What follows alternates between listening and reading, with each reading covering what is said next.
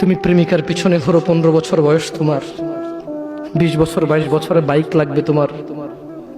তোমার বাবা বিয়ে করা সত্ত্বেও সে তার যৌবন কাটাতে পারেনি তার বউয়ের সাথে, মানে তোমার মায়ের সাথে, তোমার জামা কাপড়ের ব্যবস্থার জন্য।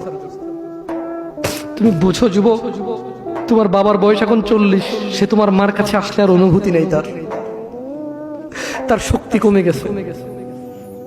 তুমি বুঝবা না যুবক, 15 বছর বয়সে তুমি যত উত্তেজিত, তোমার বাবা 30 বছর বয়সে এরকম ছিল, সে আসতে পারেনি। তুমি পড়বা বলে, তোমার স্কুলের ফি লাগবে বলে, that much he loves you. তোমার বাবা তোমাকে এত ভালোবাসে। জি, তোমার এই খারাপ বাবাটা যে তোমাকে বাইক নিয়ে দেয়নি। তুমি নষ্টামি করো, মেয়েদের পিছনে করো, মোবাইল রিচার্জ করে দাও মেয়েদের, তোমাকে যে ডেইলি 500 টাকা করে দিতে পারে না। এই লোকটা যদি 60 বছর বয়স পায়, তার জীবনের 20টা বছর, সে এমন 20টা বছর, যে 20টা বছরে সে হাড় ভাঙা পরিশ্রম করতে পারত, করছে, তোমার মায়ের দেখা সে পায়।